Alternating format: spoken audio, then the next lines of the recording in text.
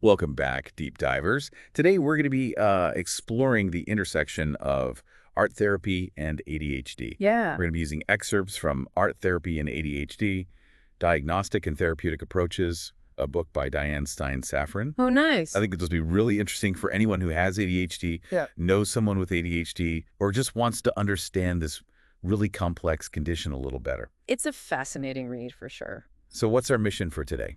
I think it's to really equip our listeners with a solid understanding of how art therapy can be used to diagnose and treat ADHD, not just in children, but in adolescents and adults as well. That's a great way to put it. And what Safran does so well in this book is she takes us beyond just a clinical definition of ADHD. She brings it to life through real stories from her practice. Right. She really illustrates how ADHD manifests in the real world. I love that because, we throw around terms like inattentiveness, impulsivity, and hyperactivity all the time.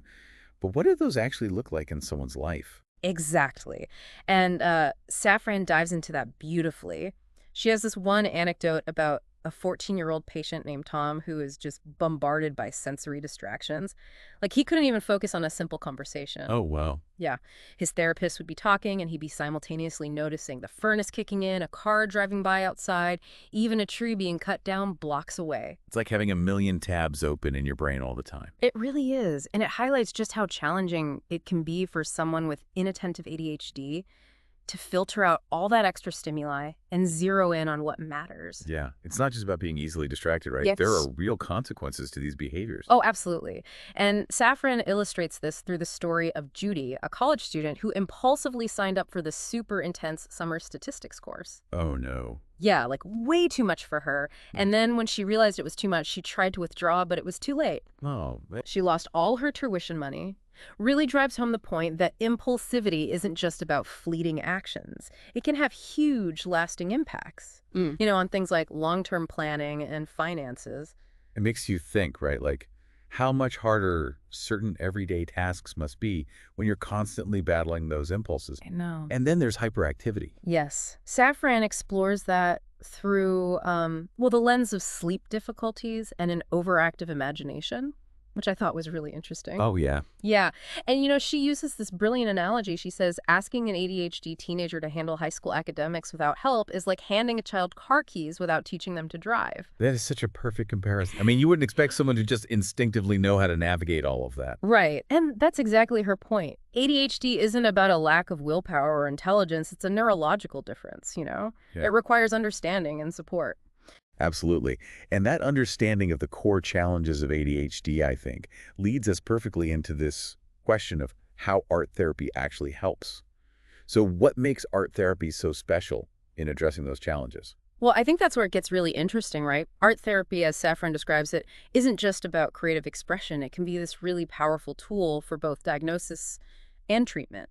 So it's more than just, splashing paint on a canvas. Yeah. What sets it apart from, say, just a regular art class? Yeah, it's definitely more than just that. It's more about how art is used as a language, a way to express what might be difficult to put into words. And that's especially important for people who struggle to express themselves verbally, right? Exactly. It's like this window into their internal world. I remember that example Safran gave of the young boy who drew himself as, quote, broken in the head, unquote. Heartbreaking, right? It is heartbreaking, but it also shows how art can give voice to those really complex emotions that might be difficult to articulate with words. That drawing wasn't just a picture, it was a message, about his internal state.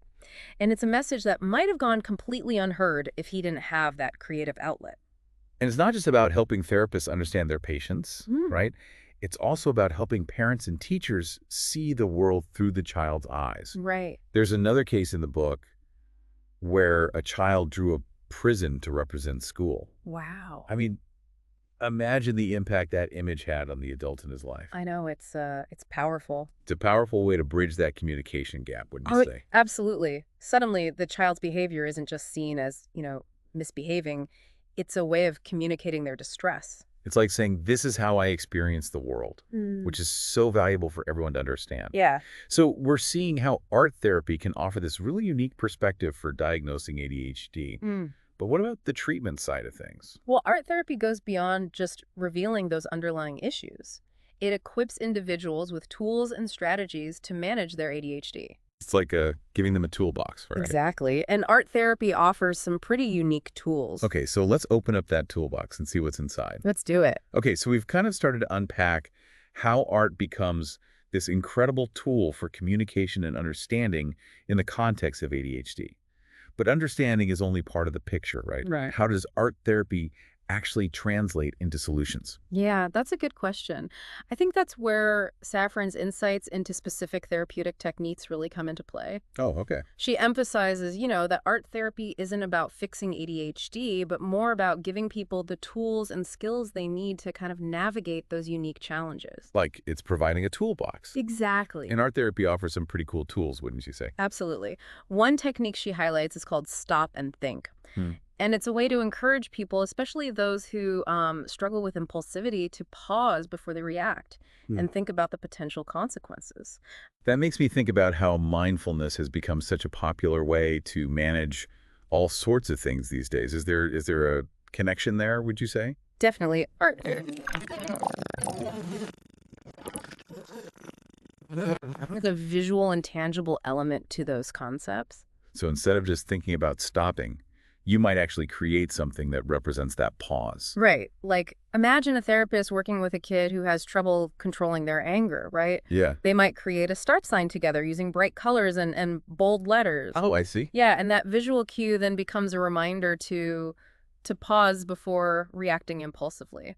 That's such a smart way to make something like the abstract concept of stopping more concrete and accessible. Yeah, especially for someone who maybe struggles with traditional talk therapy. Right, exactly. It's about meeting them where they're at and using, a language they can understand. And in this case, it's the language of art. And speaking of language, Safran also talks about a technique called walk away, which encourages people to remove themselves from situations that trigger negative behaviors. Yeah, I feel like that's good advice for anyone, honestly. it is. It is valuable for anyone, but it can be particularly hard for those with ADHD who often experience those heightened emotions. It makes me think about how we sometimes avoid dealing with difficult emotions because we just don't have the right tools to cope. Yeah. And it seems like art therapy is giving us a way to actually process those emotions in a safe and productive way. That's it. That's a great way to put it. And Safran gives this really insightful example of that in action. She talks about this girl who made a stop sign for her parents to hold up, like whenever she started getting into trouble. Oh, that's interesting. Yeah, so it became this visual cue that helped her regulate her impulses and avoid escalating the situation. Wow, that's amazing. Not only did it give her a way to manage her own behavior, but it also involved her family in the process, creating a sense of, like, collaboration and support. That collaboration is so important, especially when you're working with kids. Safran really emphasizes, the need for a team approach. Like a village. Yeah, exactly. Therapists, parents, teachers, and the child themselves, to create that supportive and consistent environment. It takes a village, that's for sure. But let's not forget about the individual. Safran talks about how art therapy encourages something called creative problem solving, which just sounds so empowering. It is. It's about moving away from the idea that there's just one right way to do things, and instead encouraging people to think outside the box, find personalized solutions to their challenges. Like that example she gives of the boy who was constantly getting in trouble for daydreaming in class. Yeah, I remember that one. And through art therapy, he discovered that setting a timer on his watch helped him stay focused.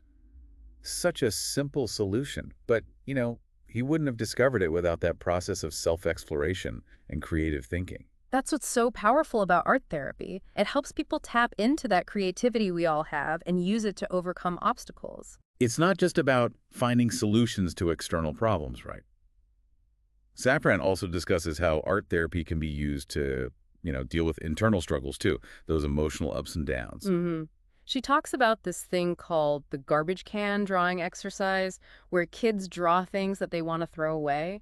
That's interesting. Yeah, it's a way for them to express their frustrations and their anxieties, literally getting those negative feelings out of their heads and onto the paper. It's like a visual form of journaling. Exactly. And by kind of externalizing those feelings, it becomes easier to talk about them, understand where they're coming from, and develop healthier coping mechanisms. So we've covered a lot of ground here. We've talked about how art therapy can be used to diagnose, treat, and even empower people with ADHD. Yeah. But you mentioned earlier, Safran doesn't believe in a one-size-fits-all approach. Right. Every individual is different. So let's dive into that a little bit. How can these art therapy techniques be, tailored for different age groups? Let's start with the little ones. What makes art therapy particularly effective for kids with ADHD? Well, according to Safran, it's all about creating that safe and supportive environment, where kids feel comfortable expressing themselves freely. She emphasizes age-appropriate groups and ongoing sessions to really help kids develop those essential skills. And what kinds of skills are we talking about? Well, a lot, but one that really stands out to me is problem solving. She tells this great story about a group of boys working on a mural. Okay. At first, they were all drawing individually, very protective of their own space. Sounds about right for that age. Totally. But then, as they started running out of space and supplies, they were kind of forced to start sharing and collaborating. Oh, so the real world intruded on their artistic utopia. Exactly. And that's where the magic happened. They had to negotiate, they had to compromise, they had to start thinking about the mural as a whole and not just their own little part. So the activity itself became a lesson in problem solving and teamwork. I love that. It's such a great example of how art therapy can create these organic learning experiences without it feeling forced or preachy. Totally. And it leads us to another one of Safran's case studies, Alan and Dean. Okay. These two boys in the group, they had a bit of a conflict. Uh-oh. During the mural project, Alan was a bit of a perfectionist, meticulously working on his section of the mural. Then Dean, known for his impulsivity, comes over and draws right on top of Alan's work. Oh, no. I bet Alan was thrilled. He wasn't, not at all. Devastated. Felt like his hard work was just ruined, ready to walk out. Oh, man. And this was a real challenge for the therapist, but also a unique opportunity. To turn that negative experience into a learning moment. Exactly. So instead of just reprimanding Dean, she guided the group to try and find a solution together. I'm curious, how did they resolve it? Well, Dean, recognizing the impact of his impulsivity, came up with this brilliant idea: transform his scribbles into an octopus, with the part overlapping Alan's drawing becoming one of the tentacles. Oh, wow. It was a perfect example of using art to problem solve, turn a negative into a positive. I love that. A happy little accident. Both boys learned such valuable lessons: collaboration, compromise, flexible thinking. Those are so crucial, especially for kids with ADHD. They really are. And it highlights, again, how important it is to involve everyone in the child support system, right? Therapists, parents, teachers, the child, all working together to foster their growth and development. Okay, so we've seen how art therapy can be super effective for children, but what about adolescents? Because that brings a whole new set of challenges. Oh, absolutely. As Safran points out, teenagers with ADHD are often grappling with, their desire to fit in, their resistance to medication, and their struggle for independence. It's a tough time for anyone. It's like navigating a minefield. So how does art therapy help them get through that? Well, Safran talks about the importance of creating a safe and non-judgmental space for teens to express themselves. She uses a mix of individual and group sessions and incorporates this concept she calls coaching to reinforce positive behaviors. Coaching. I haven't heard that one before. Tell me more. She gives this compelling example of Bill, this impulsive boy who had been labeled a troublemaker at school and even by his own family. They didn't understand why he couldn't just control his behavior, and he was constantly getting into trouble. It sounds like he was carrying around a lot of negative labels. He was, and that's where art therapy came in. Through drawing, Bill was able to express those intense emotions he'd been holding on to. Anger, frustration, helplessness, like he finally had a release valve.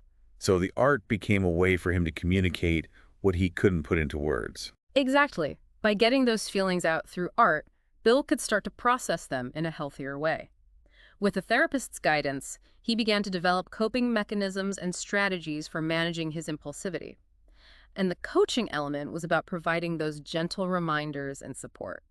Like having a cheerleader in his corner. I can imagine that personal connection made all the difference. It wasn't just about learning techniques. It was about having someone believe in him. Exactly. And over time, Bill's behavior really did improve. He learned to stop and think before reacting, walk away from triggering situations, and communicate his needs more effectively. That's so encouraging. It's like art therapy helped him reclaim his story. It's about empowering them to see that they're not defined by their ADHD. It's just one part of who they are. Which brings us to adults with ADHD. And this is something that's often overlooked. ADHD doesn't just magically disappear when you grow up, does it? It would be nice, but no. Unfortunately not. In fact, Many adults have been living with undiagnosed ADHD for years, carrying this invisible burden and feeling like they're constantly falling short. So they've been struggling without even knowing why, blaming themselves for what might actually be a neurological condition. Right. And that's where Safran's work with adults is so important. She sheds light on the challenges they face, which, can be anything from career struggles to relationship issues to the misconception that they should have outgrown their ADHD by now. It's like carrying this secret shame, Yeah. feeling like you're not measuring up when you're actually wired differently. How does art therapy address those challenges? Is it the same as with children and adolescents? There are some similarities, but Safran really emphasizes the need to tailor the approach. She talks about the benefits of educational art therapy groups for those who are newly diagnosed. So it's not just about self-expression, but also about providing information and support. Exactly. Help them understand their diagnosis and develop coping mechanisms. And one of the common themes that emerges in these groups is this feeling of being stuck. Stuck. In what sense? Well, Safran describes this really poignant example where an adult drew himself caught between two trains, like symbolizing the internal conflict and this feeling of being trapped by his ADHD. That's such a powerful image. It really speaks to that feeling of being overwhelmed. It does. And Safran highlights how important it is to address self-esteem issues and empower adults to take responsibility for their treatment. It's about shifting from feeling like a victim to feeling like you have agency. Exactly. It's about helping them see that while ADHD is a part of them, it doesn't have to define them. Yeah. They can learn to manage those symptoms and live a fulfilling life. This is so encouraging. But there's another layer to all of this, right? ADHD doesn't just impact the individual, it impacts their relationships too. Absolutely. Especially romantic partnerships. That's an area Safran delves into as well, right? Yes. She talks about how art therapy can support couples where one or both partners have ADHD, recognizing that communication and understanding are so key to navigating those unique challenges that come up. And that's where we'll pick up in the next part of our deep dive. Okay, so we're back and we're ready to wrap up our deep dive into art therapy and ADHD. And we've talked a lot about how it can be a really powerful tool for individuals, but as we mentioned at the end of the last part, relationships, well, they add another layer of complexity to the mix. Yeah, it's true. It's like ADHD doesn't exist in a vacuum. Right. It ripples out into people's relationships. And romantic partnerships in particular often feel the strain, I think. It makes sense, right? Because we bring all of who we are into our relationships, including, how our brains are wired. Mm-hmm. So if one or both partners have ADHD, it's going to influence, all sorts of things. How they communicate, how they handle responsibilities, even just like how they express affection. Absolutely. And Safran really acknowledges that. She devotes a whole section to couples therapy and how art therapy can make a huge difference. And one thing I really appreciate about her approach is that it's all about understanding and empathy, not blame. Yeah, because it's so easy to fall into that trap, isn't it? When you're frustrated or feeling like unheard, it's easy to think, well, if they really cared, they would just do this or that. Right, exactly. But you have to remember that ADHD is a real condition, not a personality flaw. It Yeah. impacts, executive functioning, emotional regulation, all these things that are so essential for healthy relationships. So it's not about one partner trying to fix the other. Right. It's about creating like a shared understanding of how ADHD might be playing a role in their dynamic. Exactly. And that's where art therapy is so cool. It can be this platform for couples to really connect and communicate in a way that sometimes just talking can't quite achieve. I can see that. Like she talks about setting realistic expectations, right? Recognizing that certain behaviors might be coming from the ADHD and not from a place of, disrespect or a lack of caring. It's about shifting the perspective, like from you're doing this to me to this is something we're facing together. I remember that example from earlier, the couple where the husband was constantly frustrated by his wife's forgetfulness. And through art therapy, they were able to see that, it wasn't about her disrespecting him, but that it was actually a symptom she was really trying to manage. Yeah, that shift in understanding can be so huge. It allows for compassion and collaboration to take the place of like blame and resentment. I imagine it also helps the person with ADHD feel, I don't know, less defensive, more open to finding solutions. Totally. Because when you feel understood, you're more likely to engage in that process of change. And Safran offers some really cool practical tools for couples to use. Like one that comes to mind is the bumpy road drawing exercise. Oh, yeah, the one where they like visually represent the challenges and the triumphs they've had in their relationship. Right. I love that it acknowledges that relationships, well, they're not always going to be smooth sailing. Yeah. It normalizes the bumps. Right. And it gives you this tangible representation of their shared history. Yeah. So you can see how far they've come, all the obstacles they've overcome. Yeah. And within that process, there's room for those aha moments, right? Oh, yeah, for sure. Where they can connect the dots and start to see things through a new lens. It can be really validating for both partners, I think. The person with ADHD, they might feel relieved to have their experience acknowledged. And the other partner, well, they gain a deeper understanding of why certain things have been so challenging. It's like they finally have a shared language to Yeah. talk about these tough topics. And that shared language can lead to better communication, more effective problem solving. They can start to develop strategies that really take ADHD into account, creating a dynamic that works for both of them. So as we wrap up this deep dive into art therapy and ADHD, I think what really stands out to me is the sense of hope that Safran offers. It's not about curing ADHD, but empowering people, both individuals and couples, to find their own path to well-being. And it's really cool how she celebrates those unique strengths and perspectives that can come along with ADHD. Because it's not all negative, right? While it does present challenges, it also brings creativity, out-of-the-box thinking, a different way of seeing the world. Absolutely. Those are qualities worth celebrating. So to our listeners, if this deep dive has piqued your interest, or resonated with your own experience, I would really encourage you to check out the resources we've included in the show notes. There's a whole world of information and support out there waiting for you. And remember, whether you're, navigating ADHD yourself or you love someone who is, art therapy can offer a really unique and powerful path to growth and healing and connection. It's been a fascinating conversation. I've learned so much. Thank you to our expert for joining us today. Until next time, keep diving deep and keep creating.